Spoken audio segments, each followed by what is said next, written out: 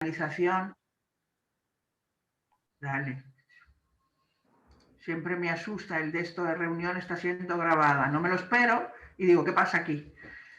Bueno, estaba diciendo, yo os he dado la bienvenida, os he recordado, por favor, parte de vuestra responsabilidad de identificaros bien y voy a darle paso a Manuel Varela Rivadulla, que es la persona que ha organizado esta segunda sesión, esta segunda edición, igual que el año pasado. Tiene algo que contarnos y yo quiero escucharle. Manuel, cuando quieras. Pues muchas gracias, Kim. No sé si me escucha, ¿se me oye bien? Sí. Bueno, en realidad yo creo que esto es una participación y una colaboración de todos. Cuando el año pasado me propusisteis desde FEMUPO, pues este proyecto, lo hablamos, fue con una gran acogida y este año, bueno, pues lo repetimos, ¿no? Este año enfocado en la adolescencia, pero yo no, en realidad no tengo mérito ninguno, sino que formo parte pues, de un grupo de trabajo, de los compañeros que hoy exponen en estas segundas jornadas. Mi mérito, mi agradecimiento es para Fernando de la Fuente, que es magistrado de Madrid, que es el que nos lleva un poco a todos en este proyecto en el que estamos.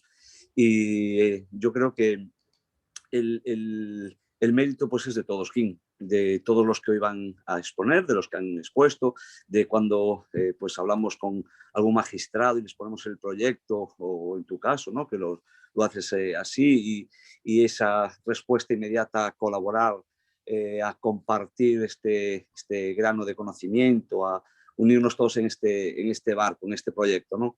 Pues yo mi agradecimiento es para todos vosotros y sobre todo pues para Fernando de la Fuente, como dije antes, Raquel Touriño, que es la presidenta de FEMUPO, por supuesto contigo, Kim, que el año pasado coordinamos, además de ser ponente de participar como ponente, pues fuimos los dos los coordinadores y sabemos el trabajo que hay detrás, ¿no? De todo esto, que es un gran trabajo, pero muy satisfactorio porque, bueno, es una aportación. Pues yo no robo mucho más tiempo. Mi agradecimiento una vez más para todos los ponentes de hoy, para todos los invitados, para todos los asistentes. Sé que este año se amplió, se le dio participación pues, desde los centros de información de la mujer, que ha participado gente, personal de la psicología, agentes sociales que están trabajando sobre todo en esa parte primaria de lo que es esta problemática, que quisimos que estuviesen ahí, ¿no? Para que nos diesen ese enfoque, para saber, bueno, todo lo que... cuál era su trabajo, no solo esa parte jurídica. Me parecieron este año unas jornadas excelentes y nada, no robo más tiempo, muchas gracias y estamos aquí para lo que haga falta, Kim. Pues para las terceras, y vete preparando porque el tiempo pasa volando. Pues y las sí. cosas bien hechas requieren tiempo y buen calor y mucho amor. Exacto, así es. Vale. Bueno, pues vamos a dar inicio. Y la primera persona que tenemos hoy con nosotros es Melisa López, que es abogada del Ilustrísimo Colegio de Abogados de Manresa. Ella nos va a hablar del quebrantamiento de las penas, medidas de seguridad y el consentimiento de la víctima. Melisa, cuando quieras. Bueno, muchas gracias. Y lo primero, como decía el compañero, pues agradecer a todos los que hacéis esta labor de organizar estas jornadas. Yo he podido estar en algunas también escuchando a los ponentes y es verdad pues que se da se abarca desde muchos lados de conocimiento este mismo tema, ¿no? Los que a veces lo vemos solo desde el punto de vista jurídico o desde el día a día, pues eso, el poder ver otro tipo de profesionales y cómo lo viven, pues siempre es muy enriquecedor, ¿no? Y como sé que vamos justitos de tiempo siempre en estas cosas, si os parece, voy a empezar directamente. La idea, el tema que a mí me ha tocado es el del quebrantamiento de las penas y medidas de seguridad y el consentimiento de la víctima. Y lo que vamos a intentar es no adentrarnos de forma excesivamente profunda desde un punto de vista jurídico, ¿no? Porque entiendo que no es la finalidad de estas jornadas, sino el podernos dar una perspectiva un poquito amplia que por lo menos nos sitúe a la hora de que los diferentes operadores podamos interactuar con todo este tipo de problemática. Yo sé que ya se ha dado un vistazo general, pero bueno, para que podamos situarnos aquí de lo que vamos a tratar es de todo este abanico de situaciones con las que nos podemos encontrar en el día a día.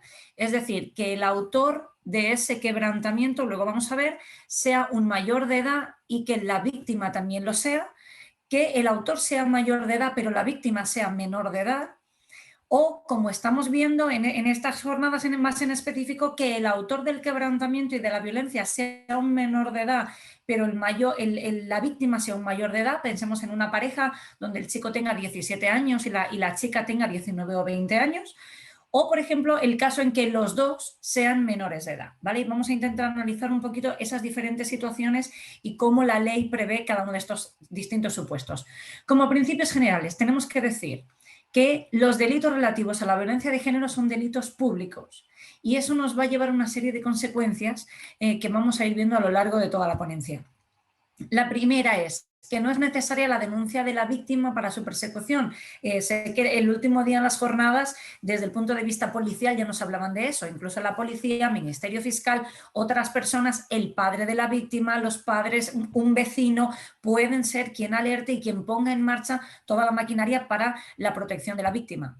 Ahora, eso quiere decir que si tenemos en cuenta ese inicio, que no tiene por qué partir de la víctima, junto con que el artículo 57 del Código Penal nos dice que en los delitos de violencia doméstica deberá imponerse una serie de medidas de forma automática, eso nos va a llevar a que es posible en nuestro sistema penal imponer una pena o una medida, sea cautelar o de seguridad, pero una serie de medidas de protección de la víctima aún en contra de la voluntad de la víctima. Y esto ya ha sido referendado por la sentencia del Tribunal de Justicia de la Unión Europea de 15 de septiembre de 2011. Y esto va a ser crucial a la hora de analizar todo lo que nos viene después. Cuando pensamos en medidas de protección de la víctima, normalmente tenemos en meta una situación de violencia de género donde es la víctima la que denuncia, pone en conocimiento de las autoridades esa situación y solicita una medida de protección. Esa va a ser una situación y aún así hay variabilidad en la víctima. Hay veces que la víctima va a querer no estar sujeta a esas medidas de protección, pero es que hay casos donde ya desde el inicio la víctima no quiere esas medidas de protección y aún así el juez va a estar obligado por el Código Penal a imponerlas y veremos que obligado también a respetarlas. ¿Qué medidas de protección? Muy rápidamente, porque sé que ya se han visto, medidas de protección que existen para la víctima. Cuando el autor sea mayor de edad y por tanto debemos de aplicar el Código Penal, además de la prisión, sea definitiva o provisional, según la fase en la que nos encontremos, la libertad vigilada, la multa, cualquier otro tipo de medida que corresponda según el delito que se haya cometido, existen una serie de medidas que se pueden imponer. Por un lado, la privación del derecho a residir en determinados lugares o acudir a ellos, que impide al autor residir o acudir al lugar en que se haya cometido el delito, en el que resida la víctima. Si fueran distintos, su familia, su lugar de trabajo, deberá de ser determinado por el juez o tribunal. En segundo lugar, la prohibición de aproximarse a la víctima, también o a aquellos de sus familiares u otras personas que determine el juez o tribunal, y la prohibición de comunicarse con la víctima o con aquellos de sus familiares u otras personas que determine el juez o tribunal. En el caso de que el autor sea un menor de edad, nos vamos a encontrar con que será de aplicación la ley penal del menor y por tanto nos dirigiremos al artículo 28, donde se prevé que se pueda imponer el internamiento en centro en el régimen que sea adecuado, la libertad vigilada y además la prohibición de aproximarse o comunicarse con la víctima o aquellos de sus familiares u otras personas que determine el juez, o la convivencia con otra persona, familia o grupo educativo. Es decir, si las ponemos en comparación, podemos ver que son prácticamente las mismas. Nuestro derecho penal del menor ha ido evolucionando. En un principio estaba únicamente dirigido a la reeducación y reinserción del menor, pero con el paso del tiempo se ha ido también incluyendo la protección a la víctima, que se ha ido ampliando conforme han pasado los años, por lo menos, por ejemplo, permitiéndole que pueda estar presente en el procedimiento, incluso ya ser parte y solicitar ella misma una serie de medidas de protección que pueda considerar, ¿no? Entonces vemos que hoy en día, en cuanto al tipo de medidas que se pueden imponer, tanto a un mayor como a un menor de edad, son prácticamente las mismas.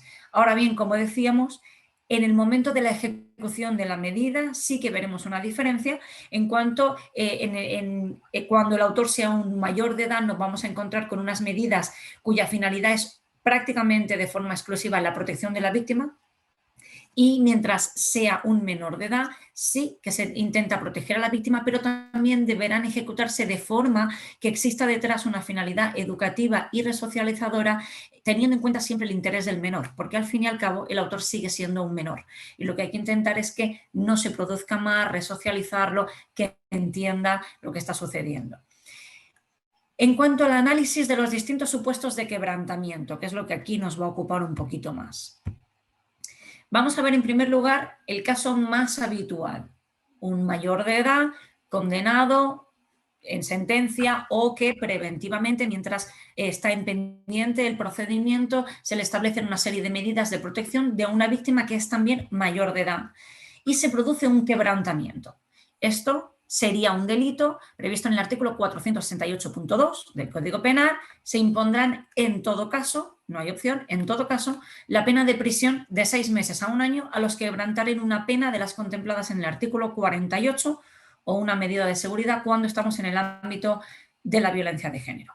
Por tanto, la persona mayor de edad que incumple una de las prohibiciones anteriormente vistas será autor de un delito de quebrantamiento de condena.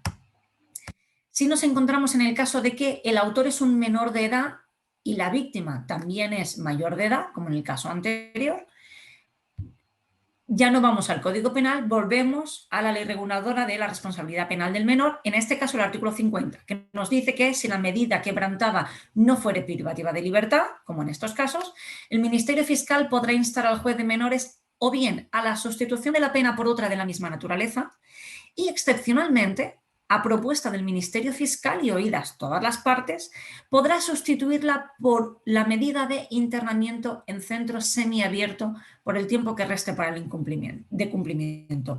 Esta es una medida muy grave porque pasamos de una medida de prohibición de aproximación o de prohibición de comunicación, pasamos a un régimen semiabierto de privación de libertad. Por tanto, la consecuencia vemos que realmente es grave. No se producirá en todo caso, no es automático como sucedía en el Código Penal, será excepcionalmente, pero sí que cuando quede patente la gravedad o el nivel de peligro en cuanto a la víctima, podrá imponerse esta nueva medida. Ahora debemos analizar qué pasa cuando la víctima es menor de edad, independientemente de que el autor sea mayor o menor de edad. ¿Vale? ¿Por qué tenemos en cuenta esto? En primer lugar, porque el Código Penal prevé que para algunos delitos exista una agravación específica en el caso de que la víctima sea menor de edad. Entonces debemos de analizar si en el delito de quebrantamiento de condena nos encontramos también en este supuesto y es previsible una agravación de la pena por el hecho de que la víctima sea menor. De hecho, como vemos, el delito de quebrantamiento de condena es susceptible de verse agravado por las agravantes generales del Código Penal, por ejemplo, la reincidencia. Alguien que quebranta de forma reincidente su condena o las medidas de seguridad o cautelares impuestas tendrá una pena agravada. Ahora bien, como vemos al final, no existe una agravante específica para víctimas menores de edad, puesto que el bien jurídico protegido, en este caso, es el principio de autoridad de la Administración. Es decir, la víctima del delito de quebrantamiento no es la víctima de la violencia de género. Si nos ponemos en el supuesto, varón que agrede físicamente a una mujer, le causa unas lesiones en el ámbito de una violencia de género y es condenado a una multa X más una prohibición de aproximarse y de comunicarse con la víctima. En este caso, la víctima es la mujer. Sin embargo, si esas medidas son quebrantadas, el bien jurídico protegido ya no es la integridad física de la mujer, sino el principio de autoridad de la Administración. Y por tanto, la persona ofendida por ese delito no es la víctima del primer delito, sino que sería la Administración de Justicia, sería la sociedad en conjunto. Por tanto, no va a existir una agravante específica en el caso de que la víctima sea menor de edad, porque no va a existir una víctima menor de edad de este delito de quebrantamiento. Por lo tanto, en realidad nos encontramos únicamente con dos supuestos, que el autor sea mayor de edad o que el autor sea menor de edad, porque en ningún caso, en el supuesto del quebrantamiento, la ley hace diferencia entre que la víctima del primer delito, del delito de violencia de género en sus diferentes modalidades, sea mayor o menor de edad. Ahora bien, nos encontramos con un supuesto particular que se va a encontrar un poquito en el linde, y es qué sucede cuando un mayor de edad quebranta una medida que establece la ley de responsabilidad penal del menor. Es decir, cuando a un menor de edad se le impone una medida y esa medida debe alargarse en el tiempo y superar el día que esta persona cumpla la mayoría de edad, nos dice la ley penal del menor que debe continuarse con su cumplimiento hasta el agotamiento. Es decir, a un menor de 17 años se le impone una medida, prohibición de aproximarse a la víctima durante 2 años, y tiene 17 años, esa medida no se va a acabar cuando cumpla 18, sino que va a durar 2 años, aunque el autor ya se haya convertido en mayor de edad. El supuesto es qué sucede cuando este mayor de edad quebranta esa medida, porque debemos de saber si se le debe aplicar la ley penal del menor, porque lo que se está quebrantando es una medida impuesta por dicha ley, o si estamos ya delante del Código Penal. Pues bien, recientemente, en enero del 2020, el Tribunal Supremo dictó una sentencia, la 662/19, muy importante porque unifica doctrina en este sentido, y lo que viene a establecer es que lo que delimita la ley aplicable en un hecho delictual, sea Código Penal o la ley penal del menor, es la edad del que delinque. Por tanto, se condenará al mayor de edad que incumple una medida impuesta por la ley penal del menor en base al Código Penal y, por tanto, el artículo 468, y será condenado como autor de un delito de quebrantamiento de condena. Lo que nos queda por ver es qué sucede con el consentimiento de la víctima. Si recordábamos al principio de la exposición, hablábamos de que la víctima a veces en el transcurso del tiempo del cumplimiento de la pena ya no desea esa protección, o incluso que no la deseó ni la quiso nunca. ¿Qué sucede cuando es la víctima la que incita al quebrantamiento de la condena o la consiente? En este caso, nuestra jurisprudencia ha ido y venido de muchas diferentes interpretaciones, y si miramos históricamente para atrás tenemos sentencias de casi todos los colores, pero hoy en día, sobre todo desde el acuerdo de pleno no jurisdiccional del Tribunal Supremo del año 2008, tenemos una situación bastante pacífica en cuanto a este sentido. Esta sentencia entendió que, el acuerdo, perdón, entendió que la prohibición afectaba tanto al delincuente como a la víctima, y que por tanto el perdón del ofendido, si bien elimina responsabilidad penal en algunos delitos, lo hace únicamente en cuanto a delitos privados. Pero como decíamos al principio, nos encontramos ante delitos públicos que son indisponibles para la parte, y por tanto no puede existir perdón del ofendido en este tipo de delitos, puesto que el bien jurídico protegido no es personal de la víctima. En este caso, el bien jurídico protegido ya no es la integridad de la mujer, es el principio de autoridad de la administración, como decíamos, y la víctima no puede disponer de ese bien jurídico y, por tanto, no puede por sí misma rescindir una de estas prohibiciones. Si la víctima considera que esta prohibición ya no debe estar vigente porque ya no existe peligrosidad o por los motivos que considere, lo que tiene que hacer es acudir al juez o al tribunal que impuso la medida y solicitar la supresión de esa medida, y el juez, atendidas las circunstancias del caso, decidirá en su caso, ¿no? Por tanto, la conclusión final es que el consentimiento de la víctima es irrelevante, y por tanto, aun y a pesar de que la víctima consienta, o incluso de que la víctima sea la que inicie el contacto o la conversación o la comunicación, deberá considerarse al penado que quebranta la pena o esa medida como autor de un delito de quebrantamiento, pero no así a la víctima. Lo que está claro, según el acuerdo del Tribunal Supremo, es que al que se le impuso la pena sí será considerado como autor de un delito, pero no a la víctima del primer delito.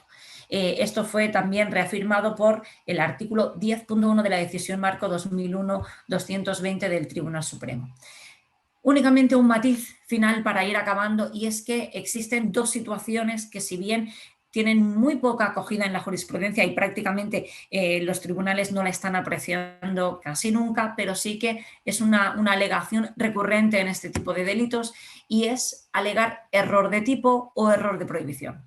El error de tipo es el error sobre la existencia de la pena o medida, el autor que cree que la prohibición ya no está vigente por el perdón de la víctima. Es decir, a mí se me condena por un delito, se me impone una pena, pero yo entiendo que si la persona ofendida me perdona, esa medida ya no está vigente y por tanto yo me la salto, pero no porque quiera quebrantar mi condena, sino porque pienso que ya no está vigente, porque la víctima puede anularla con su perdón. O el segundo de los supuestos, que es el error de prohibición. Este error versa sobre la antijuridicidad de la conducta, es decir, el autor sabe que la prohibición está vigente, a diferencia del caso anterior, pero cree que si la víctima la consiente, le está permitido llevar a cabo esa conducta. En este caso se impondría una pena inferior o podría incluso no llegar a ser punible según el tipo de error.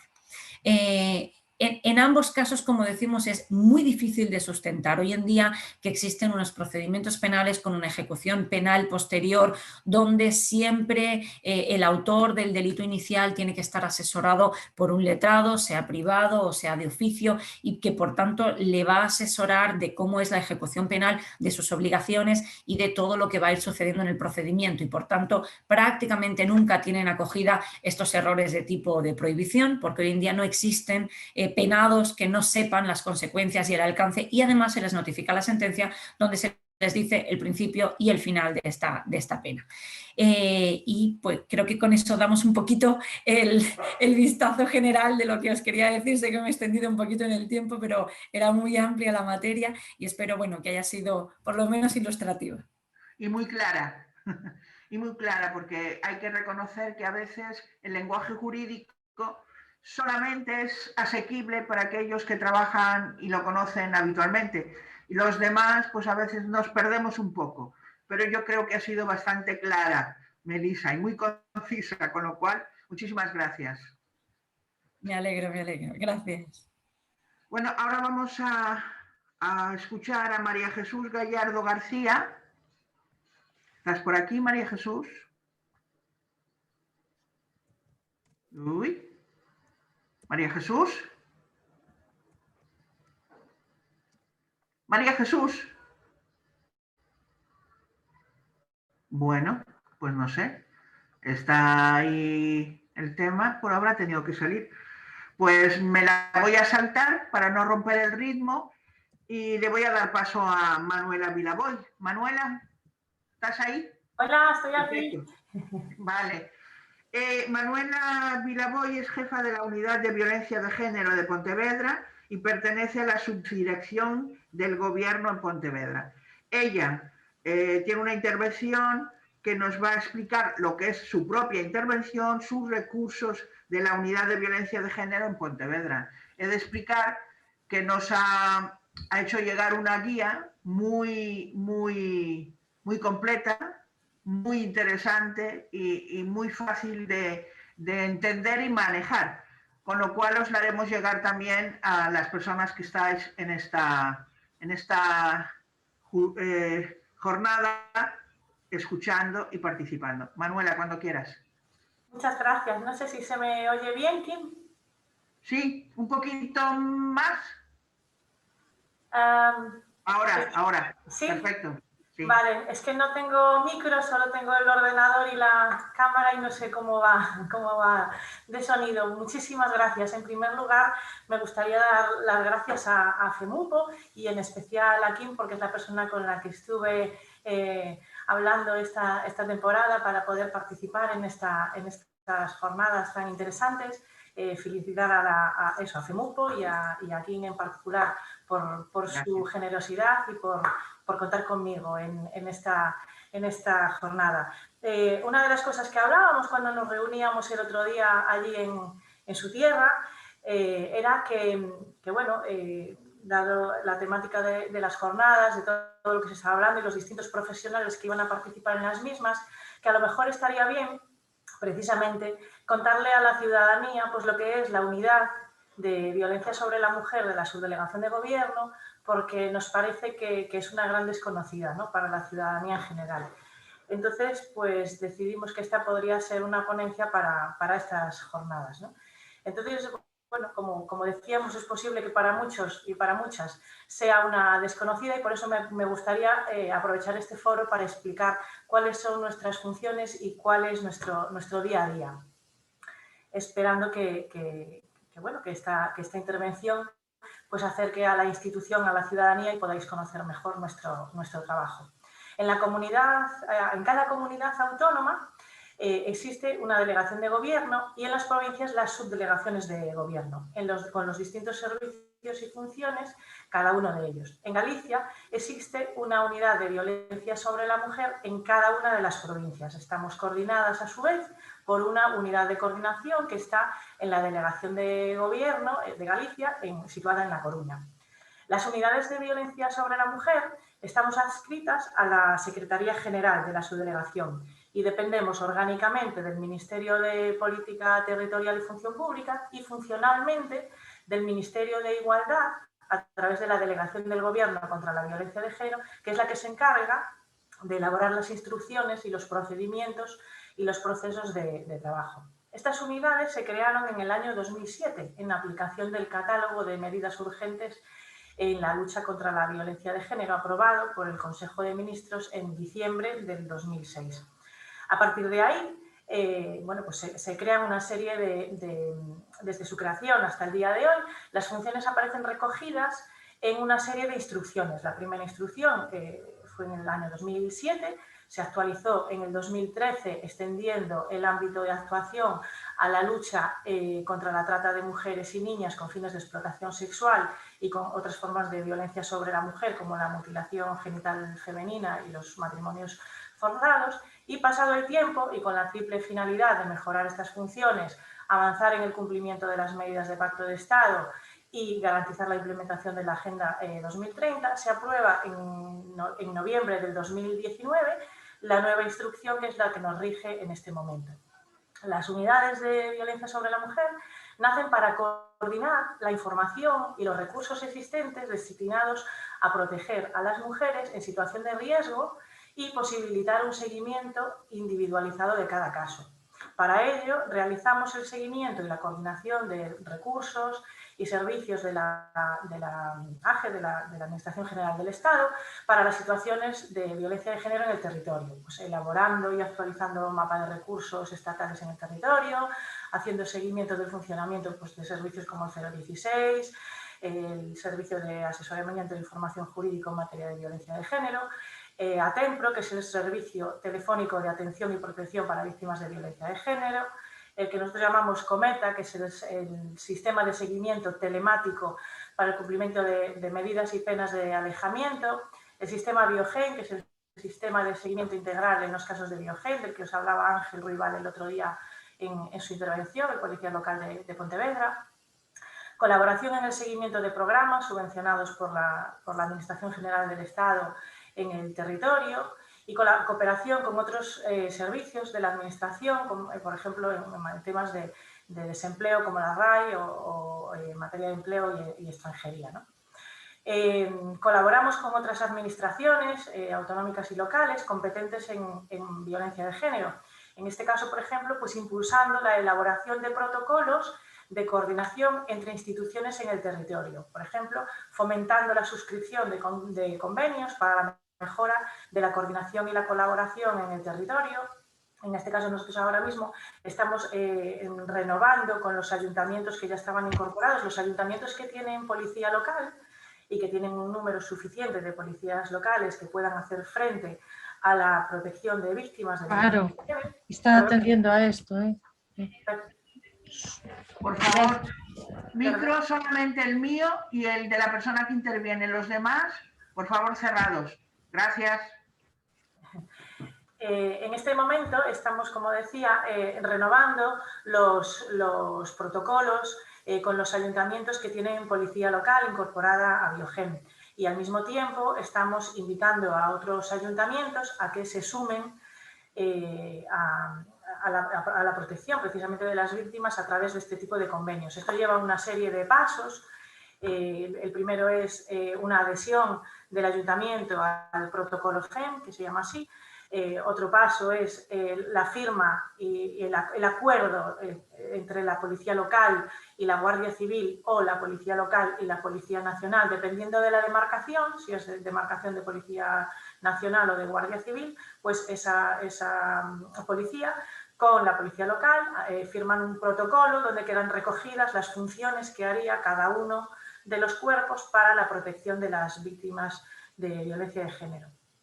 Y después se firmaría posteriormente otro documento que es un convenio entre el Ministerio del Interior y el ayuntamiento en cuestión. Ese convenio lo que hace es que da acceso a la policía local a la plataforma Biogen. Ese documento, claro, lo que recoge es, digamos, que la parte informática, ¿no? Que puedan tener acceso a esa plataforma.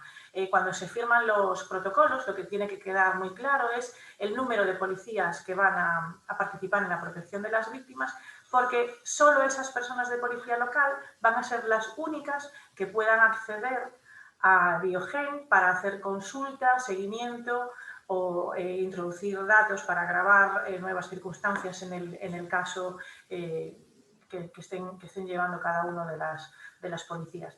Entonces, bueno, pues es una plataforma muy sensible y por eso solamente esas personas son las que van a ser las que van a tener acceso a dicha plataforma. Participamos también en reuniones como las juntas locales de seguridad que se convocan en los ayuntamientos.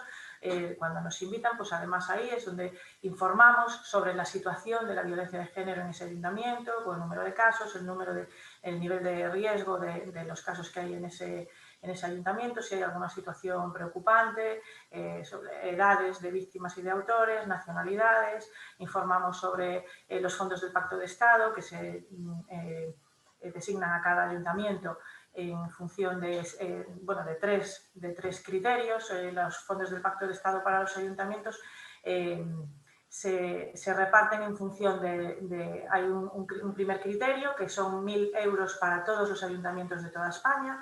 Hasta el año pasado eran 689 euros y se incrementó a 1.000 euros. Todos los ayuntamientos van a recibir como mínimo esa cantidad. Más otro criterio, un segundo criterio, que es 0,18 euros por cada habitante. Y un tercer criterio, antes era solamente el hecho de que los ayuntamientos que tuvieran incorporada la policía local a Biogen. Este año eso varió y además de ese criterio se incluye también que tengan víctimas empadronadas con el sistema telefónico Atempro en ese ayuntamiento. Entonces, son los criterios que hay ahora mismo para recepcionar los fondos del Pacto de Estado.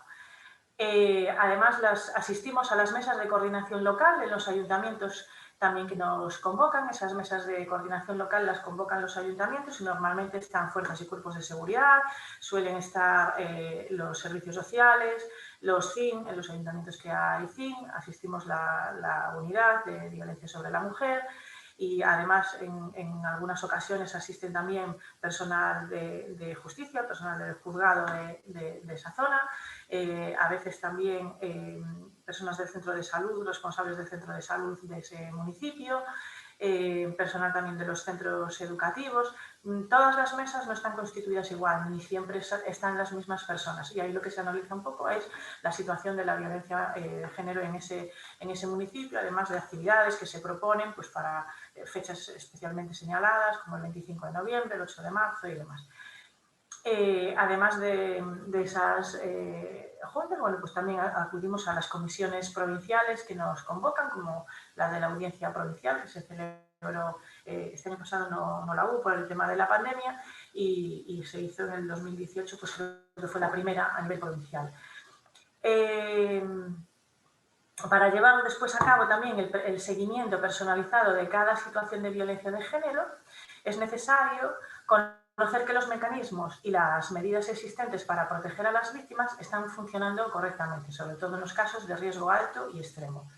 Casos en los que se reanude también la convivencia o que quede sin efecto la orden de protección, casos de especial relevancia como mujeres de ámbito rural, mujeres con menores, etc. Para ello, nosotros recibimos diariamente en nuestro correo electrónico las novedades diarias, tanto de la Policía Nacional como de Guardia Civil, en las que obtenemos tanto las denuncias, agresiones sexuales y demás. En los casos de denuncias, comprobamos a través del sistema Biogen la valoración policial de riesgo que hace Fuerzas y Cuerpos de Seguridad y realizamos gestiones con los mismos en caso de apoyar de alguna manera la intervención que están haciendo Fuerzas y Cuerpos de Seguridad. Anotamos todos los días las valoraciones del riesgo de esas víctimas, de riesgo extremo, alto, medio, bajo y no apreciado. Como os decía el otro día Ángel Ruibal, hay una instrucción, que es la instrucción 4/2019, en la que en esa instrucción bueno, pues se estipula el nivel de riesgo de la víctima después de hacer la entrevista que se hace de Fuerzas y Cuerpos de Seguridad. Entonces, en función de esa entrevista, de esa valoración policial de riesgo, se manifiesta un nivel que sería eso, nivel extremo, nivel alto, nivel medio, nivel bajo y nivel no apreciado. Y en función de esos niveles de riesgo, pues existe una protección de una manera o de otra a esa víctima y a sus hijos e hijas. En función de la valoración de riesgo, se abre una ficha de seguimiento y se anotan, bueno, las circunstancias de ese caso. Además, comprobamos también las comunicaciones de instituciones penitenciarias referidas a los permisos, excarcelaciones y demás.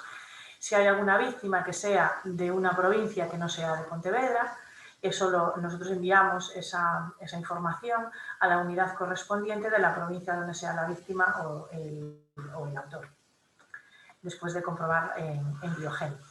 Además, tenemos intervención en los casos de víctimas mortales o heridas graves. Nosotros cubrimos, hay una plataforma que se llama plataforma CUBI, que es cuestionario de violencia de género, y nosotros cubrimos el CUBI en 4 situaciones diferentes.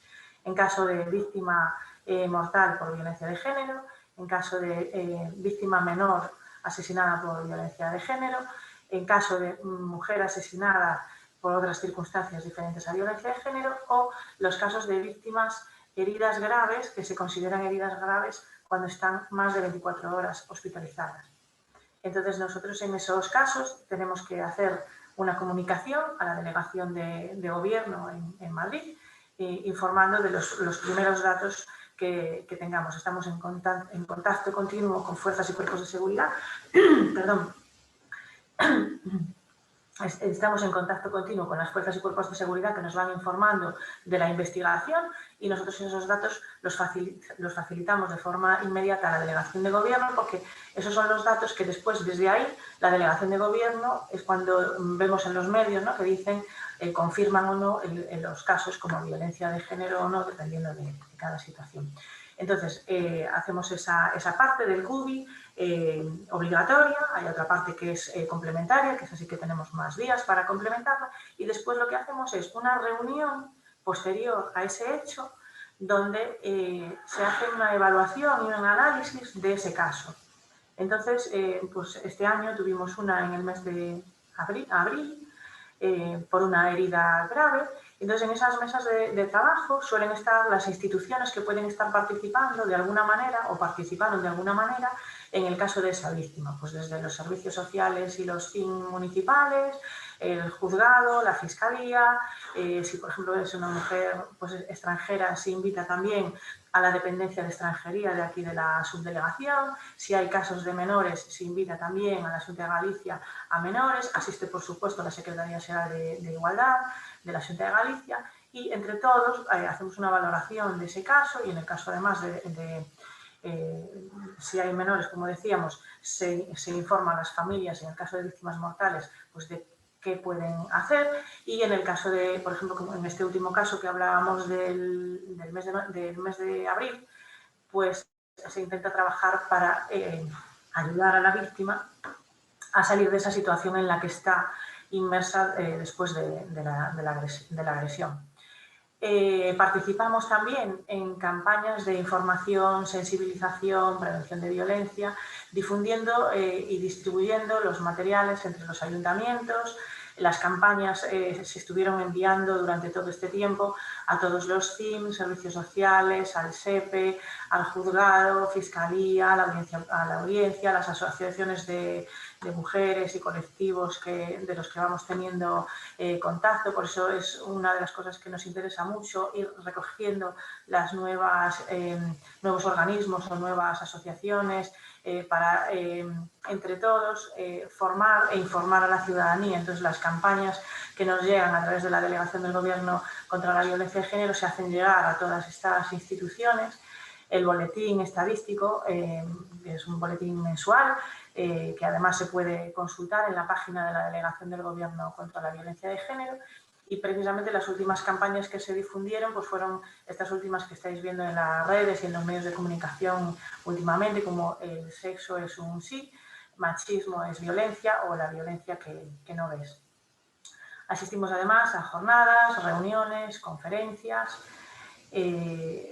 Hacemos participación en el 25 de noviembre y en el 8 de marzo. Desde aquí de la Subdelegación de Pontevedra llevamos unos años organizando un concurso a nivel provincial, un concurso escolar. Los primeros años era sobre dibujo y relato, dirigido al alumnado de ESO, formación profesional y bachillerato. Este año pasado cambiamos un poco el formato por el tema de la pandemia, para que fuese más fácil hacer llegar los trabajos, y entonces hicimos versaba sobre, era vídeo y fotografía.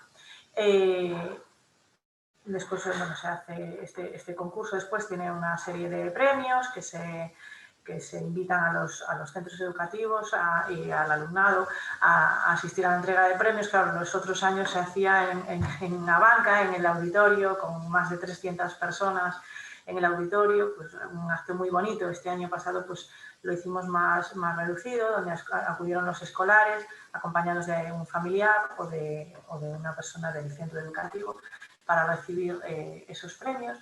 Organizamos también con la Delegación de Gobierno los premios Menina, que son premios de reconocimiento. Los vamos a poner además en marcha precisamente ahora. Son premios de reconocimiento a entidades o personas que trabajan con mucho acierto y que tienen una trayectoria profesional o personal excelente contra la violencia de género. Y respecto al 8 de marzo, pues este año hicimos también un vídeo de sensibilización sobre la situación de las mujeres en el tiempo de pandemia, en el que además participó desinteresadamente María Belén Ruido, nuestra jueza del penal número 4 de aquí de Pontevedra, que agradecemos además muchísimo toda la colaboración que nos presta siempre a esta unidad, con su conocimiento, con su apoyo y también con su cariño. Colaboramos además también en el marco del Plan Director para la Convivencia y la Mejora de la Seguridad en los Centros Educativos y sus entornos. El Plan Director, seguro que mucha gente lo conocéis, son las charlas que imparte las fuerzas y cuerpos de seguridad del Estado, Policía Nacional o Guardia Civil, las charlas que imparten en los centros educativos al alumnado, a las familias, al profesorado sobre distintas temáticas, entre ellas también la violencia de género. Entonces, bueno, nosotros colaboramos con el Plan Director. Además, creamos este año pasado la primera comisión provincial del Plan Director aquí en Pontevedra, y este año, precisamente hace 2 semanas, hicimos la segunda reunión. Y ahí un poquito pues lo que hablamos es de cómo podemos mejorar o colaborar o qué podemos aportar respecto a estos temas en los centros educativos. Además, asistimos a las comisiones autonómicas y provinciales, como decíamos.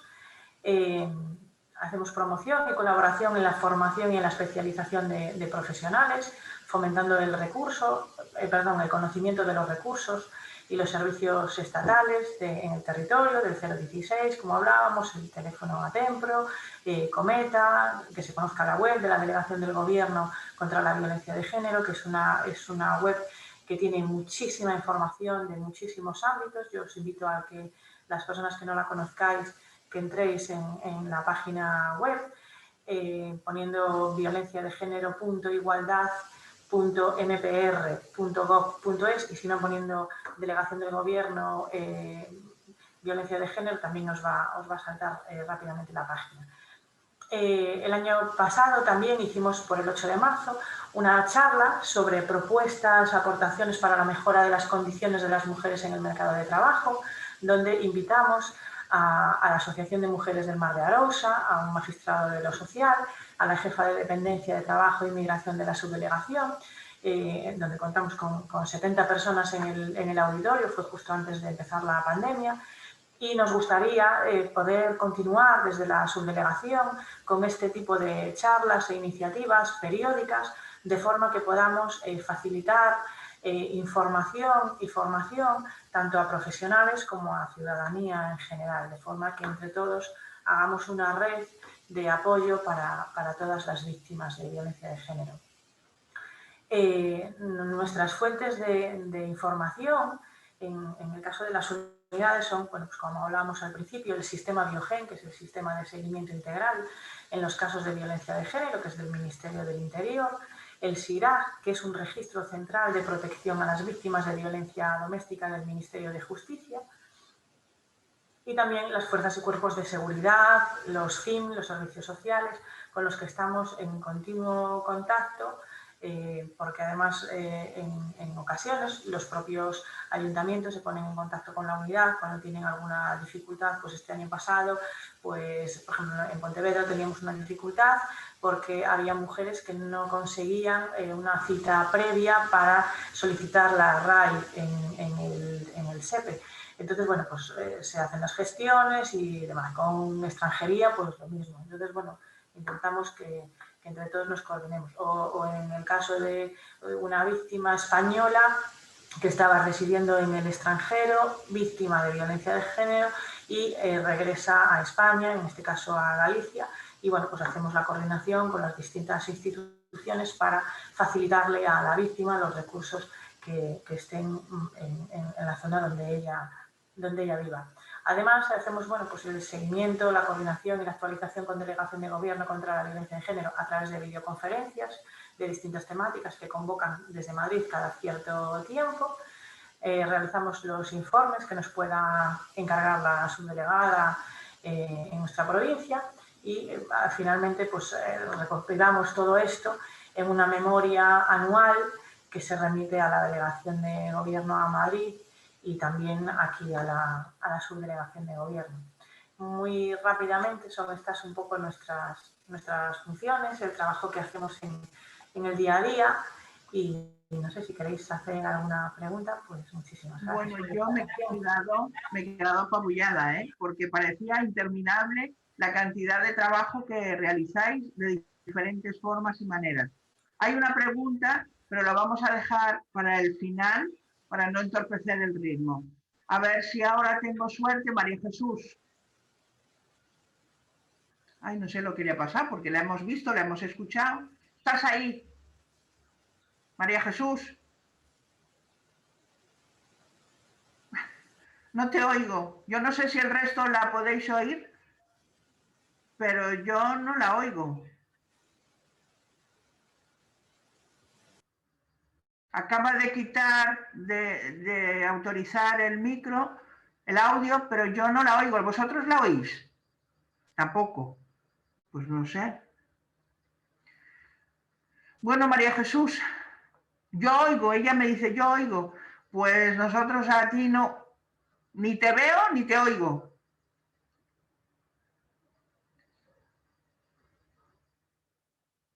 Ay, qué pena, por favor.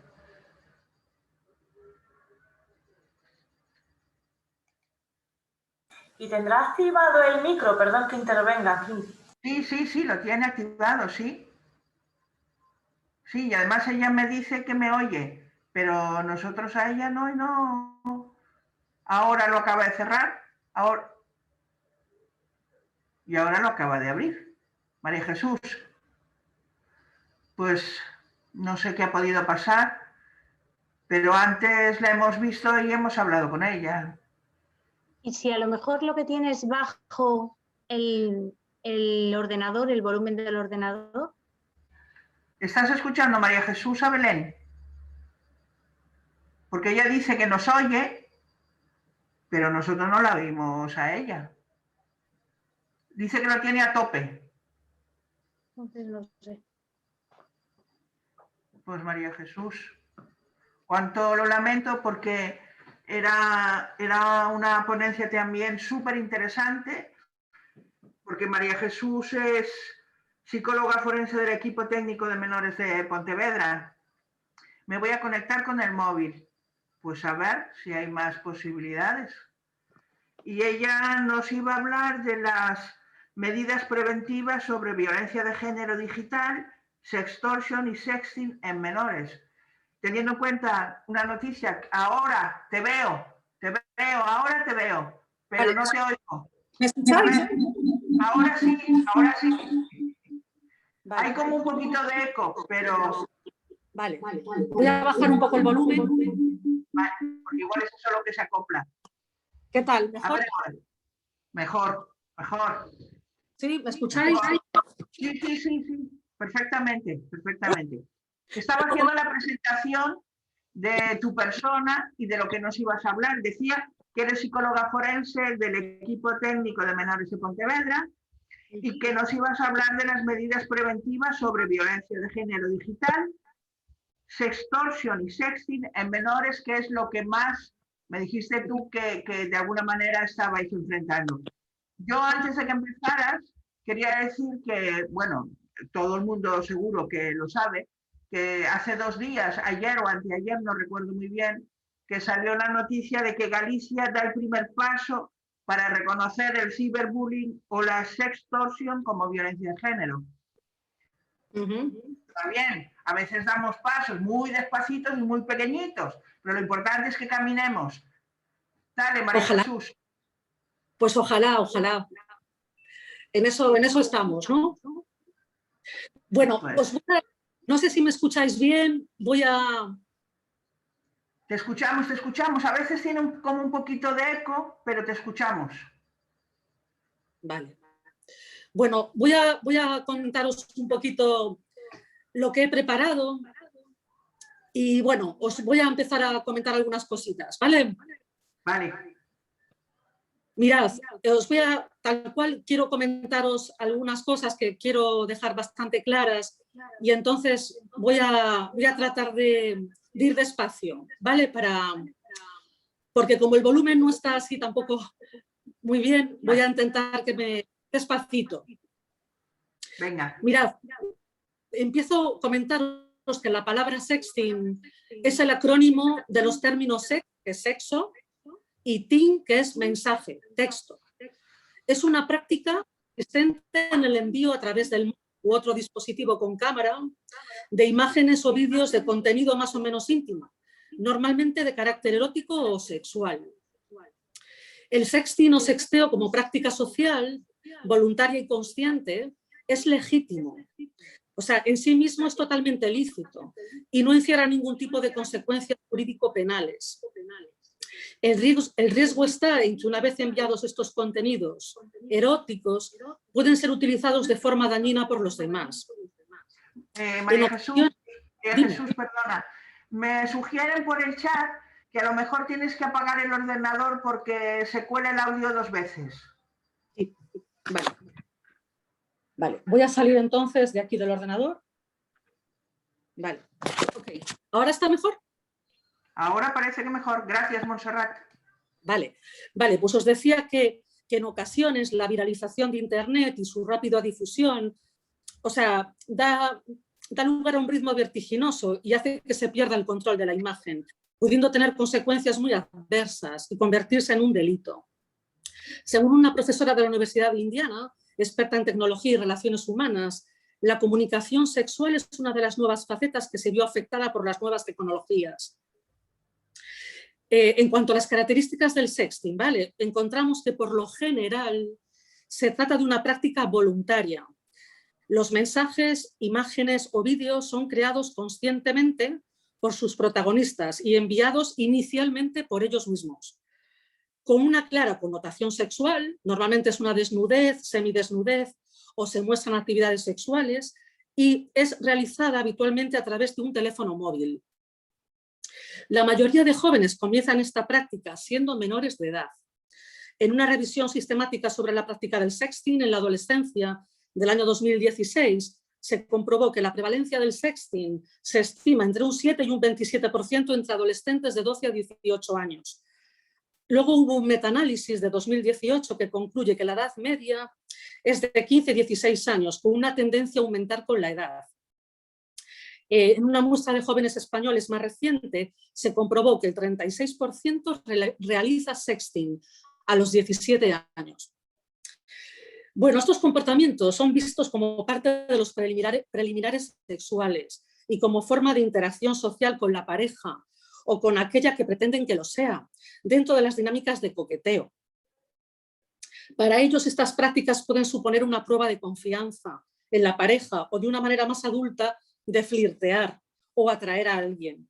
En la adolescencia también es natural buscar la pertenencia al grupo de iguales, como ya sabemos, y la valoración de los demás, con lo cual la práctica del sexting puede también tener como objetivo presumir delante de las amistades o no sentirse excluido.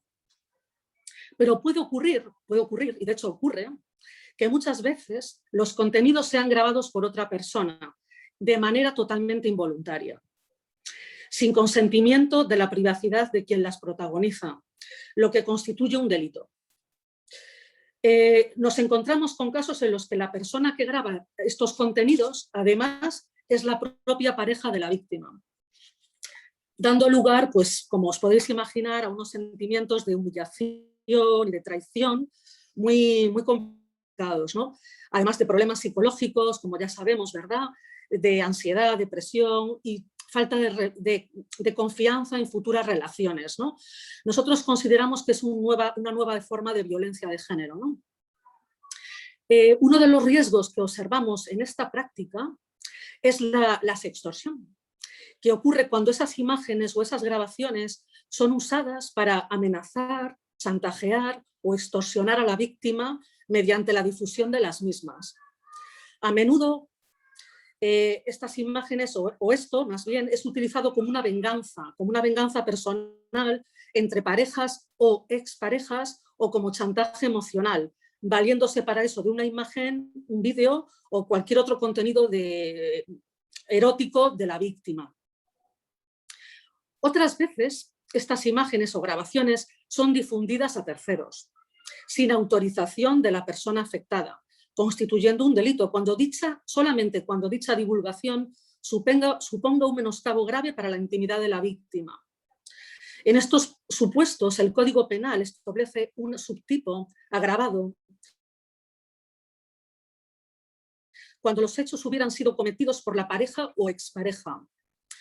Los casos de humillación pública pueden dar además lugar a acoso a la persona protagonista, derivando en una situación de ciberacoso o ciberbullying, ¿vale? Estamos hablando de un montón de términos que yo creo que ya conocéis, ¿verdad? El sexting, la sextorsión, el ciberacoso, ¿vale? Pero bueno, continuamos, ¿vale? Esto ya sé que más o menos os suena. Mirad, en la adolescencia es curioso porque se conocen sobre todo los efectos contraproducentes de todo esto, ¿no? Hay charlas en los institutos continuamente, etcétera, ¿no? Pero fijaros, no son tan conscientes de la barrera legal, o sea, de lo que penaliza, de que estos comportamientos, algunos de ellos son delitos. Y, por ejemplo, que no son tan corrientes como recibir fotografías, por ejemplo, y vídeos de contenido sexual de menores de 18 años y difundirlas en las redes. Esto es algo que les cuesta mucho a veces. Por otra parte, comentaros que la digitalización de la violencia de género en la adolescencia hace imprescindible que aprendamos a identificar diversas conductas como violencia de género digital, ¿vale? Entre la violencia de género digital y entre lo que podemos ver, pues podemos encontrarnos, por ejemplo, con que se espía el móvil o el ordenador, ¿vale? Se interfiere en las relaciones con Internet con otras personas, se censuran fotos públicas que se comparten en redes sociales, pide la geolocalización en todo momento para saber dónde está la víctima. Y fijaros, esta me interesa porque es como se obliga a las víctimas a enviarle fotos íntimas constantemente. Se solicitan contraseñales, o sea, contraseñas y claves personales para entrar en las redes sociales o en cuentas. se vigila las publicaciones, los nuevos amigos, las conversaciones, se enfada cada vez que la persona, la víctima, no está en línea, ¿no? Ya sabemos que además esto también el WhatsApp lo tiene con las 2 rayitas de está en línea y no me contestó, ¿no? O sea, como que también un poco las redes sociales también fomentan un poco, ¿no?, este tipo de control. Bueno, entonces, nada, comentaros también que la Fiscalía General del Estado alarmó, que esto es muy importante, de un incremento muy grande de ideas sexistas y de la violencia sexual entre menores y adolescentes. Pero un fenómeno que considera muy preocupante es el aumento de los procedimientos de abuso sexual cometidos por menores, que han aumentado en un 15% en el último año. También se detectó un aumento de denuncias formuladas por la Comisión de Delitos contra la Libertad Sexual, que adoptan ser delitos de acreditación, porque acostumbran a cometerse en un espacio íntimo. Es muy difícil de detectarlos, porque se establecen en relaciones íntimas, de pareja, ¿no? Y hay un aumento muy grande de denuncias de este estilo. Pues todo esto nos lleva un poco a reflexionar, ¿verdad?, acerca de cómo estamos haciendo frente a esta problemática, ¿verdad? Y no nos cansamos de repetir que debemos invertir en medidas de prevención. En primer lugar, dentro de la familia. Mantener una buena relación con los hijos, prestarles atención. Fijaros, establecer una comunicación fluida con ellos en un momento muy difícil, porque ellos suelen tratar de diferenciarse, suelen tratar de aislarse, ¿no?, de los adultos, ¿no?, para buscar su propia identidad. Pero mantener esa comunicación es súper importante. ¿Me escucháis? ¿Hola? No sé si me escuchamos. Te escuchamos bien, vale. Pues os decía, ¿no?, pues establecer esa comunicación fluida, que es súper importante, ¿verdad? Aprender a reconocer las señales de alarma, ¿vale?, en las víctimas, ¿no? ¿Cuáles son esas señales de alarma que acabamos de comentar un poquito, que también hacen que estemos un poquito ojo a visor, ¿no?, en casa, ¿no? Educar en las emociones, educar en la inteligencia emocional, saber poner límites, enseñarles a poner límites. Educar en valores, ¿vale? Fomentar sobre todo la empatía, el respeto. Y aquí me paro, porque es súper importante esto. Mirad, el buen trato. Las personas somos seres humanos y no cosas. Y se ve una deshumanización de la mujer, muchas veces influenciada por el porno. De la imagen de la mujer como objeto de violencia. Cuando deshumanizamos a las personas, le damos condición de cosa y entonces es más difícil hacerles daño. Y yo creo que esto es muy importante. Educar en el buen trato, en que todos somos seres humanos y todos merecemos ser tratados con respeto. Mirad, otra cosa que me parece muy importante es ser críticos con la sociedad también, y enseñar a los niños y a los adolescentes a ser críticos con todas esas cosas que nos vienen de Estados Unidos, toda esta información, todas estas cosas que nos vienen de otros países, ¿no? Esta imagen de la mujer que nos viene también de otros países.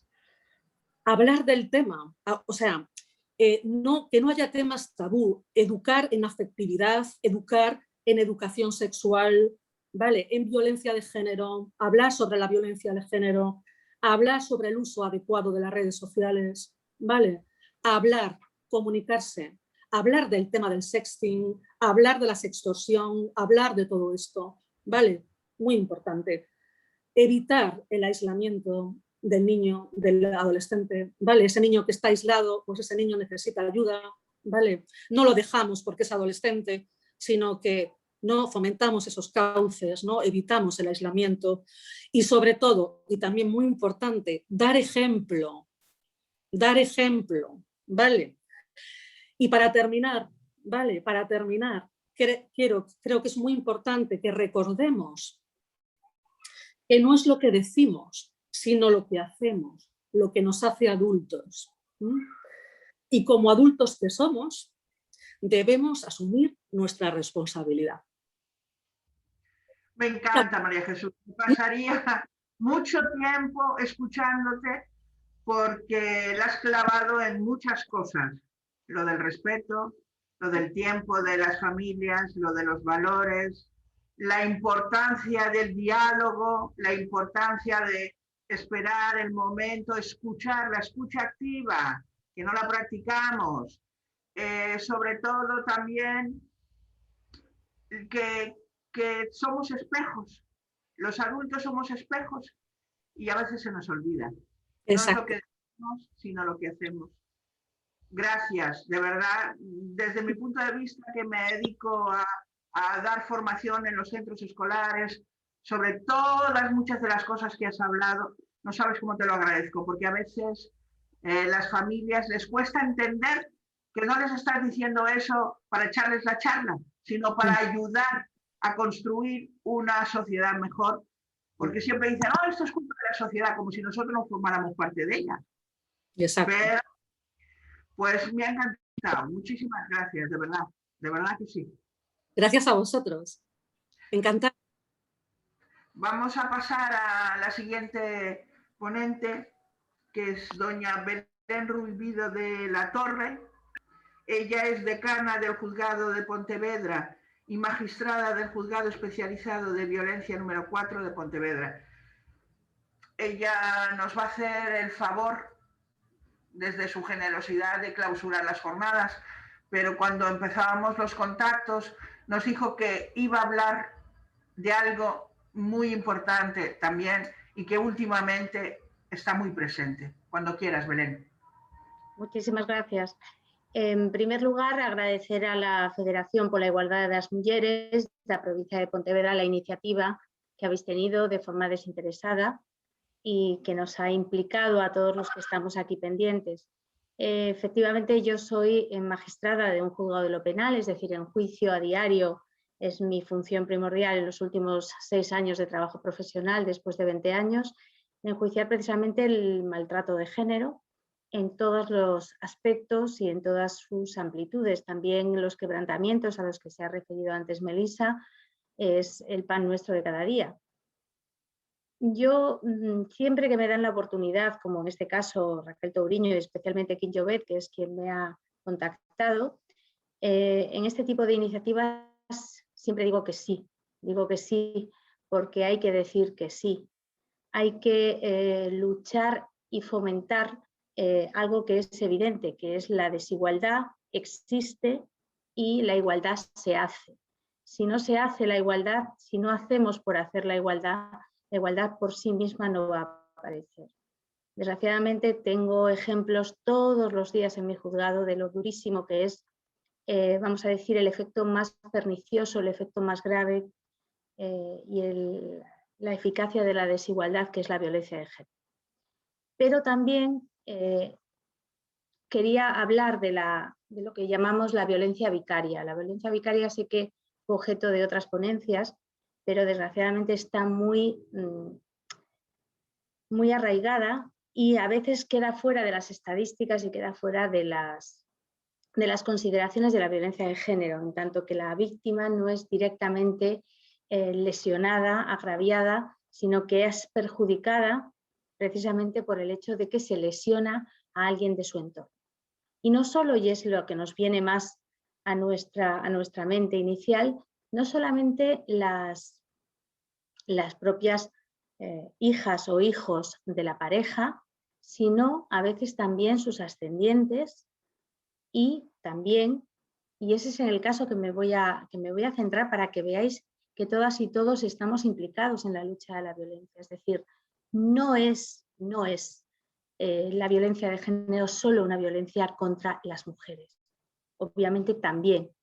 Y quiero comentar, he tenido, bueno, en el chat, si a alguien le interesa, he publicado un artículo recientemente en una página de la Valedora do Povo, que es realmente un foro en el que participamos pues, juristas, pero también personas de otras disciplinas, de Falemos de Feminismo, porque no deja de ser pues, este tipo de foros lo que fomenta, al igual que el vuestro, plantear determinadas opciones, no solamente desde el punto de vista jurídico, pero como son jornadas jurídicas, me voy a centrar, y ahí se centra en ese artículo, en el rol de género como un agravante penal. Se me planteó desde la página de Valedora do Pobo plantear, no sé si lo habéis oído, pero había una sentencia de un tribunal vasco en el que se condenaba a una persona que había, en este caso, agredido a otro varón que había empezado a salir con la mujer que era su expareja. Es decir, el agresor decide no agredir directamente a la víctima, sino agredir, y en este caso hasta causar la muerte, un homicidio, a el varón que se relaciona nuevamente o intenta mantener una relación de pareja con la víctima. ¿Por qué? Porque eso es precisamente lo que hacen los agresores. Cuando la víctima deja de estar bajo su control directo, se controla a través de otros elementos, como es, por ejemplo, la violencia económica, como es, por ejemplo, la violencia sobre los hijos o hijas y, por último, la violencia respecto de otras relaciones que ella pudiera tener. Entonces, en este caso que explico, este Tribunal de Álava, aplicó el Tribunal del Jurado en este homicidio la agravante de género, que es una agravante genérica, precisamente por el asesinato, por el homicidio de un varón respecto de otro varón. ¿Qué significa esto? Que a este varón se le asesina precisamente por el hecho de intentar retomar una vida de pareja con esta mujer que había sido la pareja del agresor. ¿Por qué? Porque la política de un agresor en violencia de género suele ser la misma, que es aislar a la víctima. Gráficamente yo siempre lo veo como esos cortafuegos que hacen que la mujer no se pueda expandir, que una vez que termina una relación de pareja, no puede tener nueva pareja, desarrollar una vida laboral, desarrollar una vida profesional, personal, familiar. Y lo que me dice esta evolución de la jurisprudencia, esta evolución que tiene tanto la perspectiva de género como la violencia de género vista en su amplitud, es que no solo es cosa de mujeres. Veo que los participantes en este curso desplegado son mayoritariamente mujeres. Hay también algún hombre, pero somos mayoritariamente las interesadas en participar en este tipo de foros mujeres. No quiero decir con ello que no sea importante que nosotras tomemos conciencia, pero también el resto de la sociedad. Esto es una llamada a la participación de hombres y mujeres en un interés común, es decir, nos puede tocar a nosotros. Y cuando digo nosotros lo digo en masculino, porque no es solo cosa de mujeres, porque la base de una sociedad es la igualdad.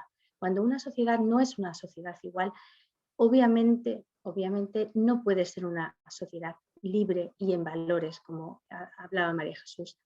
Por lo tanto, este tipo de iniciativas y la participación cada vez más amplia de hombres y mujeres en esta lucha por la igualdad tiene que pasar necesariamente por reconocer que es un problema de todos y de todas. Y por lo tanto, solo desde esa perspectiva ganaremos la batalla.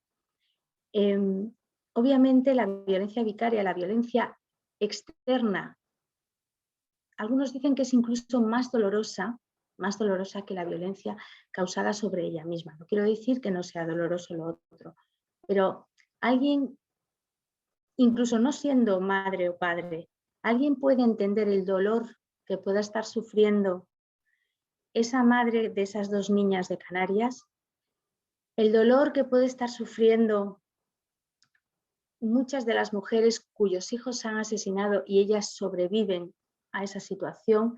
Tenemos un infausto recuerdo de un caso relativamente reciente en una localidad próxima a Pontevedra.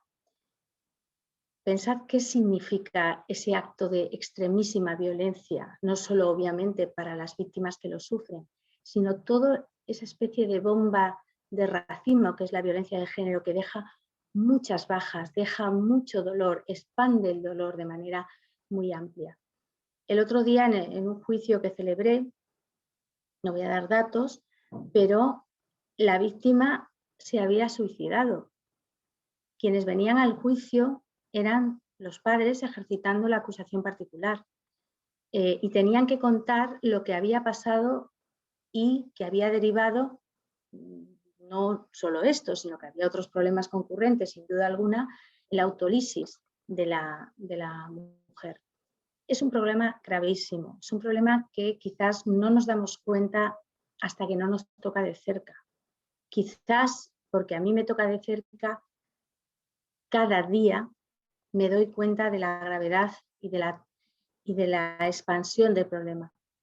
Yo creo que estas jornadas, a las que sin duda han participado muchas personas que tienen esa inquietud por participar, por informarse, por tener, en este caso, esa conciencia, esa concienciación de igualdad, tienen que ser más amplias. Por eso animo a Kim y a todos los participantes a que volvamos a vernos de aquí a un año, porque efectivamente yo sé el trabajo tan intenso e inmenso que han realizado para la preparación de todas estas ponencias, tanto los medios técnicos como los medios personales, como participantes que lo hemos hecho pues gratuitamente. Sé que no es fácil encontrar personas que faciliten este tipo de participaciones y por eso creo que es importantísimo que volváis a invitarme y que yo participaré encantada de realizarlo. No quiero tampoco ponerme muy técnica. Si queréis más datos sobre la aplicación del Convenio de Estambul y del agravante de género, podéis leer el texto que os voy a decir, pero tengo que decir que este hombre joven, Asier, de 28 años, simplemente estaba en la Semana Grande de Victoria, de San Sebastián, y su delito fue exclusivamente charlar con una chica en el exterior de un bar. En esa sentencia se deja constancia de que el acusado le dijo a su expareja que si salía con otro chico lo atacaría para impedir que entablase una relación sentimental con otra pareja. Y esta mujer solo trataba de continuar con su vida y Asier, tan solo por entablar esa conversación y por iniciar esa relación incipiente, pues es golpeado hasta la muerte y fallece al acto rodeado de personas que no pudieron hacer nada por evitarlo. Tenemos que darnos cuenta que la violencia de género genera un dolor muy expansivo. Una mujer víctima de violencia de género, por el hecho de considerarla mujer y de su propiedad, es por lo que genera que el agresor se sienta legitimado en ese momento, pero también a condicionar su vida posterior en todos sus aspectos. En este caso, incluso en el caso que nos ocupa, esta mujer fue valiente, salió a denunciar, se interpuso las correspondientes medidas de protección y entonces lo que se hizo por el agresor es atacar donde él creía que más le dolía. A una mujer le duele mucho su prole, pero cuando no la hay, le duelen sus ascendientes, le duelen sus hermanos, le duelen sus hermanas y le duele el hombre con el que quiere iniciar su vida y quiere rehacer su vida. Al impedir que esta mujer rehaga su vida, lo que hace es interponerse entre ella y las personas que la acompañan en ese trayecto vital y pretende perpetuar la violencia. Para hacerle dejar muy claro que no solamente la va a someter, no solamente la va a agredir, no solamente la va a condicionar durante el tiempo en el que esa relación está vigente, sino también en el momento posterior, que no va a rehacer su vida, dejándole siempre constancia de que va a estar ahí para condicionársela. En este caso no hay mayor sentimiento de control, de dolor, que esa sensación permanente de que tu vida pende de un hilo, que no sabes dónde vas a encontrar a tu agresor y qué le va a hacer a cualquiera de las personas que se acerquen a ti. Por lo tanto, lo que se está haciendo es castigando incluso más allá de lo que es propiamente la relación de pareja. Voy a leer solo un pequeño párrafo de la sentencia para que veáis qué bien entendió el Tribunal del Jurado, que no deja de ser un tribunal popular, y cómo se hizo constar en la sentencia el porqué del agravante de género. Porque el agravante de género no es porque es solo mujer, sino es porque se castiga a la mujer, no solo a ella, sino a su entorno. Y dice así, dice, en el caso del ataque perpetrado contra Asier, el procesado cumplió su previo aviso y convirtió a la mujer en responsable de la muerte al no haberse plegado a su voluntad y deseo posesivo respecto de ella, y de esta forma mató a Asier, convirtiéndolo en víctima por razones de género por el dominio ejercido contra su exnovia. De este modo, el agresor volvió a ejercer su dominio sobre ella, coartando gravemente su libertad, ya que lo mató a Asier, en este caso, e impidió irremisiblemente su relación con él, pues destruyó la vida de la persona con la que libremente ella había decidido iniciar una relación sentimental. En este caso, por eso tenemos que seguir el axioma de que todos debemos ser feministas y dejar a un lado la creencia de que solo las mujeres debemos luchar por este objetivo, sino que debemos de ser todos y todas, porque si la mitad de la sociedad no nos ayuda, jamás llegaremos a ese criterio de igualdad. Y me consta que hay muchos hombres, muchos varones que están, en este caso, en pro de la igualdad y en pro en este caso, una clarísima situación de desigualdad para erradicarla definitivamente. Y creo que en este caso sí debíamos hacerlo. Es intolerable, a mi entender, que por sentirse superior a las mujeres un hombre pueda querer condicionar el resto de su vida. Y en este caso yo creo que es una situación que se produce la mayor parte de las veces de forma consciente, pero a mí me produce mucho dolor cuando se produce incluso de forma inconsciente. Y cuando digo esto, en el ámbito de la praxis profesional, muchas veces me duele tener que recordar muchos artículos del Estatuto de la Víctima cuando se hacen preguntas a la víctima del corte como tú estás saliendo con otro hombre, realmente tú vas al psicólogo, como si ir al psicólogo fuera. Es decir, la defensa de tú tienes la culpa, tú estás saliendo con otra persona, tú eres mala madre, tú eres mala persona, tú eres. Porque lo que hacemos es ese axioma del espejo, ¿no? De trasladar la culpa a quien es realmente una víctima. Y eso muchas veces en el curso de los procedimientos se ve con toda claridad, que en este caso no es sino un reflejo de lo que estamos haciendo, muchas veces culpabilizando a la víctima de ser precisamente eso, una víctima. Y por lo tanto yo creo que aquí tenemos que coger muchas fuerzas en este tipo de jornadas para darnos cuenta de que es imprescindible que tomemos partido. No nos podemos quedar quietos, no nos podemos quedar quietas, tenemos que tomar partido, tenemos que hacer iniciativas como esta, porque como decía Chimamanda Adichie, dice la cultura no hace a la gente, sino que la gente hace la cultura. Nosotras somos las que tenemos que hacer la cultura. De ahí que al principio decía que tenemos que hacer por estar, hacer por ser mejores, por cuidar incluso los micromachismos. Yo soy una feminista conversa. Yo era de las que pensaba que no hacía falta el feminismo porque total somos iguales, si tú estudias, llegas a donde quieras, pero luego eso no es del todo cierto. Y todos y todas sabemos cuándo a veces se nos dice según qué cosas por ser hombre o por ser mujer.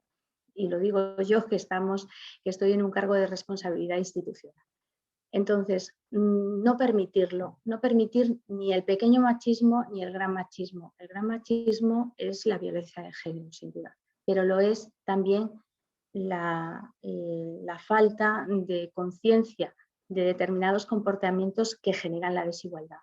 María Jesús del equipo técnico también ve muchas veces, no solo en mayores de edad, sino en menores de edad, que es a lo que a mí me duele enormemente, conductas de extrema desigualdad, derivadas quizás de un comportamiento derivado de las redes, de determinados comportamientos que son claramente desiguales y que en los menores a veces acrecienta determinados comportamientos que son la base de la desigualdad del futuro.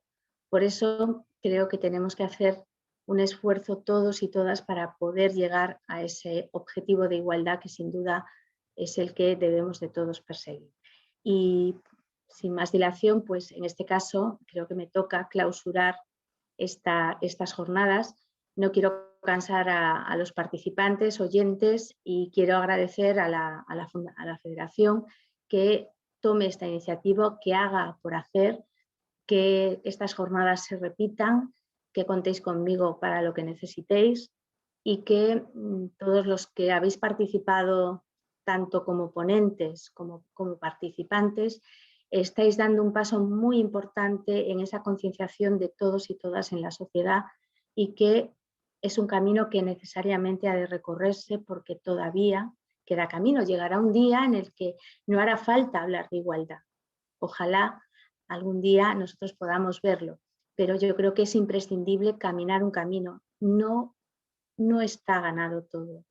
Todavía hay muchísimas cosas por hacer y creo que ahí, como decía Manuela, hay muchísimo apoyo institucional y debemos aprovecharlo, y también de la sociedad civil, como es el caso de la Asociación de la Federación de la Igualdad para las Mujeres. Y por lo tanto, doy por clausuradas las jornadas jurídicas, emplazadas ponentes, participantes y demás, para que estas jornadas se extiendan no solamente en Galicia, sino en el resto de España, y por lo tanto agradeceros a todos y a todas vuestra participación y agradecer también a la Federación el esfuerzo realizado. Muchas gracias. Muchísimas gracias, Belén. Yo soy una persona muy atrevida y tengo la fortuna de compartir una línea, una hoja de ruta con FEMUPO, con la Federación por la Igualdad de las Mujeres de la provincia de Pontevedra, de tener un gran equipo que considera que lo que tú has dicho y has remarcado bien con tus palabras es un camino que hemos iniciado y que todavía tiene largo recorrido. Así que calcémonos con zapatos cómodos porque todavía tenemos mucho que andar. Yo, como vicepresidenta de la Federación, voy a dar primero paso antes de los agradecimientos y despedir, a una pregunta que se nos ha hecho para Manuela. La voy a leer porque aunque Manuela ya le ha respondido a la persona por el chat, igual puede haber cualquier otra persona que esté interesada en saber la pregunta y la respuesta. Nos preguntan, el último criterio para recibir los fondos, se ha aludido a los ayuntamientos donde están empadronadas víctimas del programa ATEMPRO. ¿El criterio es el empadronamiento o bien que estos ayuntamientos estén adheridos también al programa? Sigue la pregunta diciendo, ¿por qué hay ayuntamientos que tienen empadronadas víctimas pero no están adheridos, con lo cual este control lo tienen que realizar ayuntamientos limítrofes? Solo se refiere al criterio del empadronamiento, porque en este caso reciben fondos por víctimas empadronadas que llevan otros ayuntamientos en el programa ATEMPRO. Manuela, yo ya sé que le has contestado por el chat a la persona que hizo la pregunta, pero me gustaría que dieras la respuesta, que te pudiéramos escuchar todos. ¿Andas por ahí todavía? Sí, estoy aquí. Espera. Pues por favor. Ahí estoy. Sí, le contestaba en el chat y además os podemos dirigir a todos al Real Decreto 1023/2020 del 17 de noviembre, que enviamos a todos los ayuntamientos y a los CIM en su momento. Es del Boletín Oficial del Estado del miércoles 18 de noviembre de 2020, donde en ese decreto se actualizan las cuantías, los criterios y el procedimiento de distribución de las transferencias de Pacto de Estado para los ayuntamientos. Ahí es donde explica todos estos datos que yo os di antes de los criterios con más amplitud, y en uno de los puntos, cuando habla de esto que estábamos hablando ahora, el criterio eran la cantidad fija de 2.000 euros, la cantidad fija de los 0,18, y el tercer criterio era que los ayuntamientos que estén incorporados a Biogen o que tengan víctimas empadronadas con el sistema TEMPRO. Si se dan las dos circunstancias, que estén en Biogen y que estén con víctimas empadronadas con la TEMPRO, primaría el que las víctimas estén empadronadas con el sistema telefónico de ATEMPRO. Prima ese sobre el otro criterio. Y en todo caso, sí que me gustaría puntualizar leyendo textualmente lo que dice. entre los municipios empadronados con víctimas que estén en Atempro, el primer día del mes anterior a aquel en que se dicte la resolución de transferencias para cada año al que corresponda la asignación de los fondos. Entonces, bueno, esto lo hay que mirar en función de ese criterio.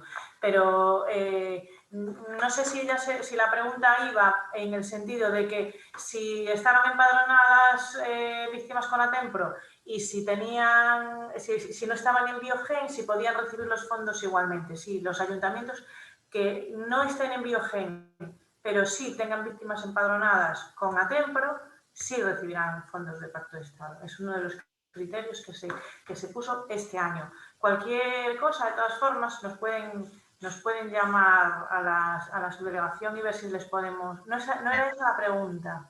Me dicen que no era esa la pregunta. Hola. Yo creo que María, ¿puedes hablar?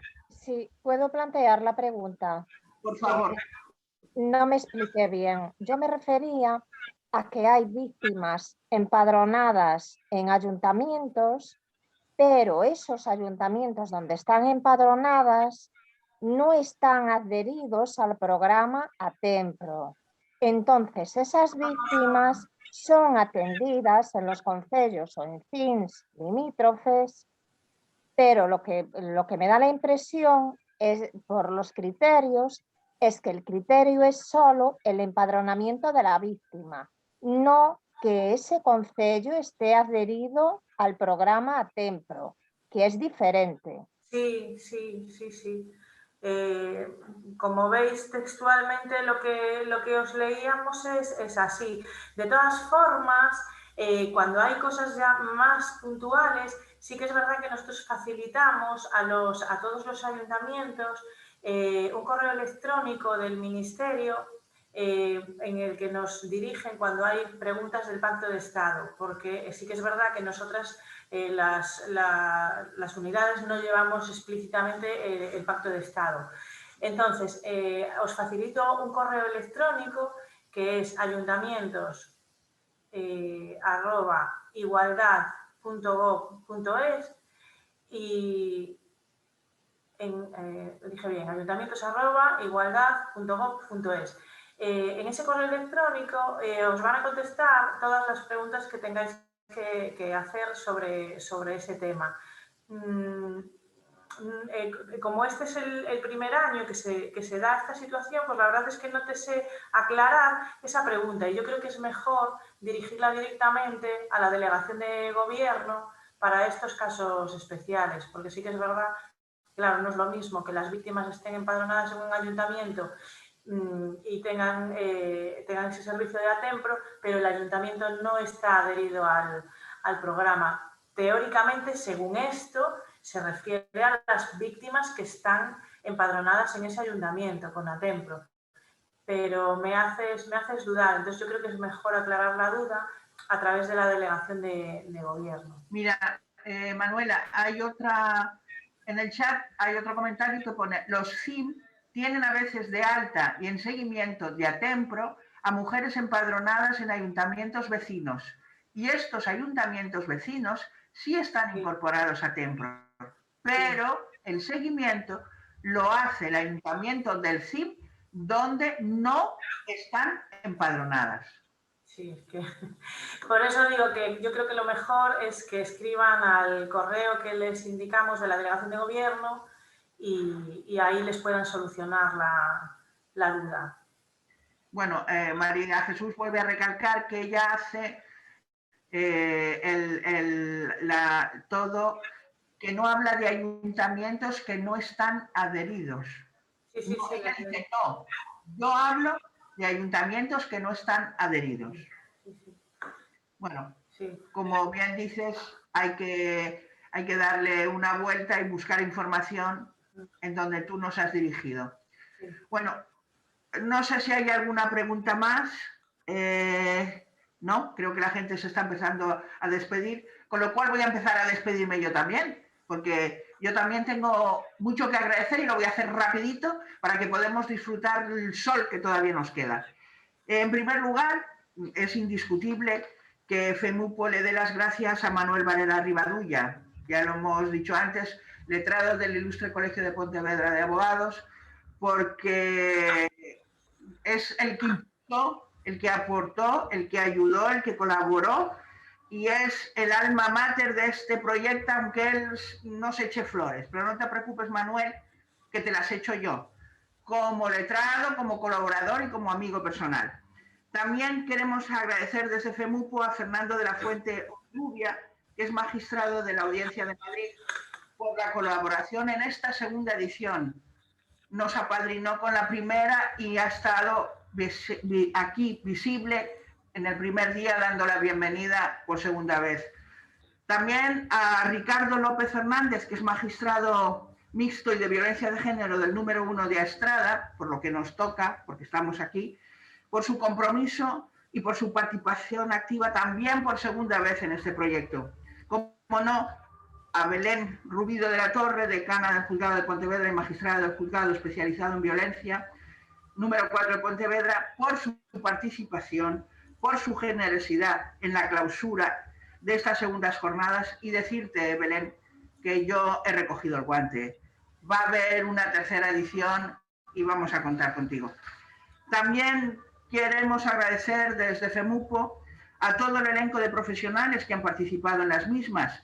Mil gracias por contribuir a dar información y formación sobre esta temática y acercarnos un poco más al latir de las instituciones y al pulso de la calle, contribuyendo a que aquellas personas presentes en estas jornadas podamos haber tenido un poco más abierta la puerta a un mejor servicio a quien lo necesita, si cabe. Toda la gratitud de FEMUPO y la mía personal también a todas las personas que han participado en ellas, con la esperanza de haber contribuido a la suma en positivo de esta lucha social contra esta triste lacra. Mil gracias también por acompañarnos una edición más. Y no puedo terminar, que no por último, no es menos importante, dar gracias y expresar mi mayor gratitud a mi compañera Anabel Soya, presidenta de Mujeres en Igualdad de TUI y secretaria de FEMUPO, que no se la ve, pero sí se la oye, y es la que escribe por ahí, que es el alma tecnológica y administrativa de estas jornadas. Mil gracias, compañera, porque como bien dijo Manuel, esto es un equipo, aquí no sobra nadie, todas sumamos. Y ella me saca de tropecientos mil apuros, porque la tecnología yo lo justo, pero ella es una tipa que sabe. Y sin más, os emplazo para la tercera edición de las jornadas jurídicas Biogen FEMUPO para el 2022, que número más bonito, 2022. Buen verano y resto de año para todos y todas. Con cariño, si os quiere. Gracias. Chao.